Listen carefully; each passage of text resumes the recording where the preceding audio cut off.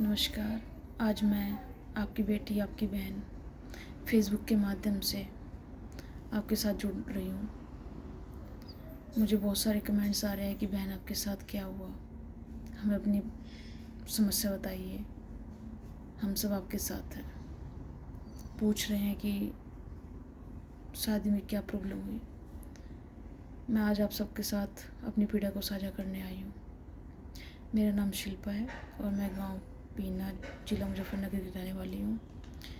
मेरी शादी 1 वर्ष पूर्व 30 अप्रैल 2025 को अमित सिंह अहलावत के साथ, जो कि गांव कानड़, जिला बागपत के निवासी हैं और वर्तमान में Muzaffarnagar A to Z colony phase 1 मकान नंबर 123 में रहते हैं। मेरे ससुर बिजली विभाग में कार्यरत थे, जो कि अभी रिटायर हो चुके हैं। शादी के 2 महीने उपरांत मेरे ससुराल पक्ष के द्वारा मेरे साथ दुर्व्यवहार, मारपीट, गाली गलौज, मेंटली टॉर्चर, फिजिकल टॉर्चर, ये सब उन्होंने मेरे साथ किया। मैंने बहुत कुछ सहन किया है। मेरे ससुराल पक्ष और मेरे परिवार वालों ने घर के मनमुटाव को दूर करने के लिए, शांति को बनाए रखने के लिए मुझे मेरे परिवार के साथ 15-20 दिन के लिए मेरे मायके भेज दिया। मुझे ऐसा लगता है कि मेरे ससुराल पक्ष के लोगों ने ये मेरे साथ एक घिनौना षड्यंत्र रचा है, क्योंकि वो मुझे अपने साथ नहीं रखना चाहते थे। ये सब ससुराल पक्ष की चाल है। वो मुझसे अलग होना चाहते थे और इस बात का मुझे बिल्कुल भी अंदाज़ा नहीं था। मेरे पति और मेरे परिवार वालों के बीच वार्तालाप हुई मुझे ले जाने के लिए, तो मेरे ससुराल पक्ष के लोगों ने मुझे आश्वासन देते रहे, टाल मटोल करते रहे कि हम आएंगे।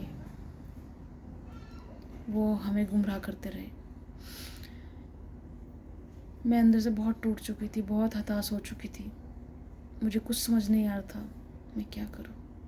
मैं 5.5 महीने अपने मायके में रही हूँ। एक लड़की का अपना ससुराल ही उसका घर होता है, मायका होता है, लेकिन वो अपने ससुराल में ही बहू के रूप में अच्छी लगती है। वो ही उसका घर माना जाता है और मैं भी यही समझती थी। मैं ये सब कुछ इसलिए सहन कर रही थी क्योंकि सभी लड़कियों को कुछ टाइम एडजस्ट होने में लगता है। कहीं ससुराल वाले लड़की के साथ अच्छा व्यवहार करते हैं उन्हें एडजस्ट करने में, लेकिन मेरे साथ यहाँ बिल्कुल उल्टा हुआ है। मैं बहुत हताश थी, परेशान थी, लेकिन जिस तरह से मेरे साथ ये सब कुछ हुआ, मैं 5.5 महीने अपने घर इंतज़ार करती रही कि मेरे पति आएंगे, मुझे ले जाएंगे, मेरे ससुराल वाले आएंगे। लेकिन अप्रैल लास्ट मुझे मेरे पति ने बोला फ़ोन करके कि जब तक मेरे जीजे, 2 जीजा जी उनके और उनकी बहनें ये नहीं परमिशन देंगे कि आप शिल्पा को लेके आओ या उससे बात करो, तो मैं नहीं आऊँगा, ना मैं बात करूँगा। और उसके बाद से मैं फ़ोन कट हो गया, स्विच ऑफ हो गया। मैं बार बार फ़ोन मिलाती रही, लेकिन मेरा किसी ने फ़ोन रिसीव नहीं किया। मैं अपने ससुराल वालों को फ़ोन मिलाती रही, वहाँ भी कनेक्ट नहीं हुआ। मुझे नहीं पता था ये मेरे साथ क्या हो रहा है। वो सब मुझसे किनारा कर रहे थे, मुझसे अलग होना चाह रहे थे, लेकिन मुझे यही नहीं पता कि मेरा अपराध क्या है, मेरा दोष क्या है। और आज तक भी मुझे ये नहीं पता लगा कि मेरा दोष क्या है कि जिस वजह से मुझे छोड़ना चाह रहे हैं। एक लड़की होने के नाते मैंने क्या क्या सहन किया और मुझ पे क्या क्या बीता, ये सिर्फ मैं ही जानती हूँ, या सिर्फ वो लड़की जानती होगी जो इस दर से गुजरी होगी। क्योंकि ये सब हर लड़की के साथ नहीं होता, कुछ लड़कियों के साथ होता है। कुछ लड़कियों को बहुत गंदा ससुराल मिलता है और जो कुछ होते हैं अच्छे लोग, ऐसा नहीं है कि ससुराल बुरा ही होता है। कुछ होते हैं ससुराल अच्छे जो अपनी पुत्र वधू को बेटी की तरह रखते हैं। उनका मान सम्मान करते। लेकिन मुझे ससुराल में कभी मान सम्मान नहीं मिला, हमेशा दुर्व्यवहार होता रहा है मेरे साथ।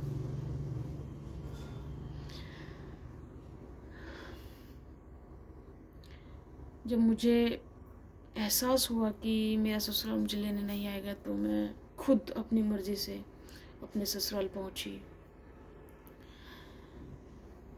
मैंने दरवाजे को नॉक किया, मेरे सास ससुर ने गेट नहीं खोला और बोल दिया कि हम तुमसे बात नहीं करेंगे। मैंने उनसे तब भी पूछा कि मेरा अपराध क्या है और आप दरवाज़ा क्यों नहीं खोल रहे हो। जिस दहलीज पे मेरा सम्मान से स्वागत हुआ था 1 वर्ष पूर्व, उसी दहलीज पे आज मेरे दरवाजे बंद हो गए। किस कारण? मैं उनसे पूछती रह गई और वो दरवाज़ा लॉक करके अंदर से चले गए। मैं वहाँ पर बैठी रही 4 दिन, तपती गर्मी में, धूप में, रात को मच्छरों के साथ। लेकिन मेरे सास ससुर, मेरे ससुराल पक्ष वालों ने दरवाज़ा नहीं खोला। बात यहीं ख़त्म नहीं होती। मेरे सास ससुर ने मुझे अपनी पुत्रवधू मानने से इनकार कर दिया। लेकिन क्यों? क्या कारण थे? मुझे आज तक नहीं पता।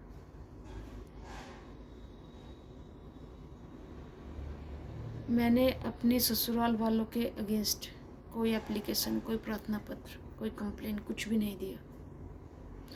उन लोगों ने प्री प्लानिंग करके मेरे अगेंस्ट, मुझे पता तक भी नहीं था, पहले ही मेरे खिलाफ कंप्लेन कर रखी है कि हमारे घर का खर्चा, हमारा खर्चा हमारी पुत्रवधू उठाएगी।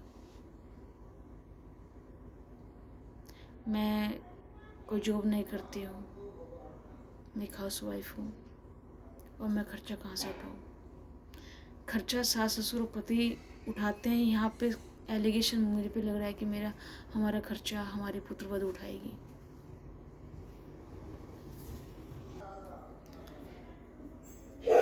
और बात अभी यहाँ पे ख़त्म नहीं होती। मैं उसके बाद ये बताना चाहती हूँ कि फिर उसके बाद क्या हुआ। मैं 4 दिन धूप में बैठी रही, द्वार नहीं खुले। मेरे ससुराल पक्ष ने पुलिस के साथ मिलकर, किसी राजनेता की सिफारिश के थ्रू, पुलिस के साथ साठ-गांठ करके मुझे और मेरे लिए जो मेरे भाई भाभी खाना लेकर आते थे वहाँ पर, उनको ज़बरदस्ती बिना नोटिस दिए, बिना कोई वार्निंग हमें वहाँ से उठवाया गया। पुलिस वालों ने हमारे साथ बहुत बदतमीजी की, बहुत दुर्व्यवहार किया और हमें चालान काट कर 151 की धारा में जेल भेज दिया। मैं सिर्फ ये पूछना चाहती हूँ, क्या यही समाज में नारी का सम्मान है? योगी जी, मंत्रीगण, विधायक, सभासद, ये सभी बोलते हैं बेटी बचाओ, बेटी पढ़ाओ, नारी का सम्मान, सशक्तिकरण। ये सब कहाँ? मुझे कुछ भी दिख नहीं रहा है। एक नारी का सम्मान क्या होता है वो मुझे एहसास हुआ है कि अब नारी का कोई सम्मान नहीं रहा है। नारी को सिर्फ धुतकारा जाता है, उसके साथ दुर्व्यवहार किया जाता है, कोई सम्मान नहीं दिया जाता है। ये सब मैंने अब महसूस किया है। एक लड़की होने के बाद जो संघर्ष मैंने झेला है शादी के बाद, वो मैं आपको बता भी नहीं सकती कि मेरे साथ क्या गुजरा है।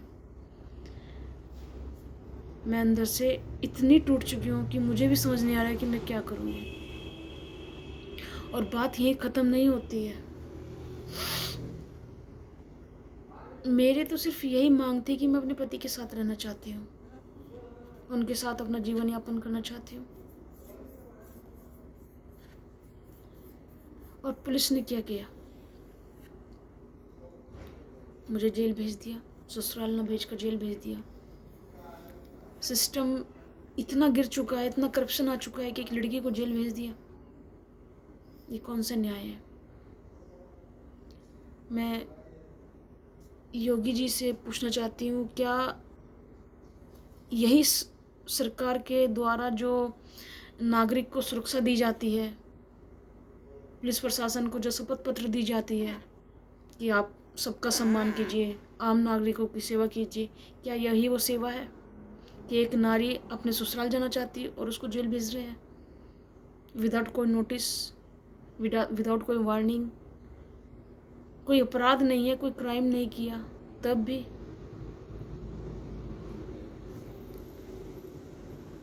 मैं क्या करूं? मुझे तो कुछ समझ नहीं आ रहा है। मैंने कभी अपने ससुराल के अगेंस्ट कोई कंप्लेन, कोई प्रार्थना पत्र नहीं दिया, क्योंकि मुझे अपना घर बसाना है। ये गुड्डे गुड़ियाओं का खेल नहीं है कि आज यहाँ पे, कल कहीं और, परसों कहीं और। होते होंगे कुछ लोग ऐसे जो पैसों के लिए ऐसा करते हैं। मेरी आज भी यही मांग है, आप सबसे यही अनुरोध है कि मुझे मेरा पति के साथ जीवन यापन करना है, मुझे मेरा मित्र लौटा दो बस। मेरी नंदे रविता सिंह, सविता सिंह, वो भी मेरा दर्द नहीं समझ रही है। उन्होंने मेरा घर उजाड़ के क्या किया? अगर आपको घर ही उजाड़ना था तो आप शादी क्यों की? मैं नहीं गई थी ना शादी करने के लिए, आप लोग आए थे मुझे देखने के लिए, शादी करने के लिए। क्या आप अपने भाई का घर बसते नहीं देखना चाहती? क्या मिल रहा है आपको मेरा घर उजाड़ के?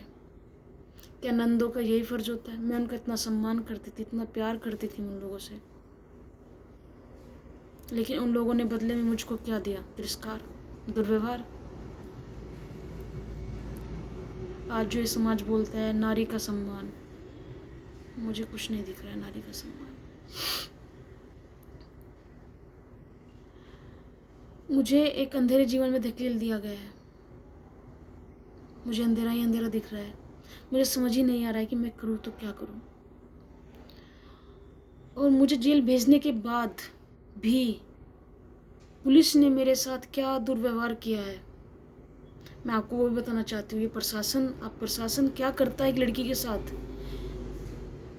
जेल भेजता है और जेल भेजने के बाद भी दुर्व्यवहार करता है, बदतमीजी करता है, गाली गलौज करता है। यही प्रशासन है। पहले मुझे मंडी थाना बुलाया गया, फिर मेरी वहाँ पर 2 बार डेट फिक्स हुई काउंसलिंग के लिए। मैं पक्ष आ रही हूँ, लेकिन सामने से ससुराल पक्ष तो कोई भी नहीं आ रहा है, उनको बुलाया नहीं जा रहा है, धक्के मुझे दिलवाए जा रहे हैं। और आज जब मैं वहाँ पर गई, तीसरी डेट थी आज मेरी, तो मेरी फाइल परामर्श केंद्र पुलिस लाइन में भेज दी गई। मेरे साथ बिल्कुल भी अच्छा व्यवहार नहीं किया गया आज पुलिस के द्वारा। मेरे साथ बहुत ज़्यादा दुर्व्यवहार हुआ है। मुझे दफ्तरों के चक्कर कटवाए जा रहे हैं, ससुराल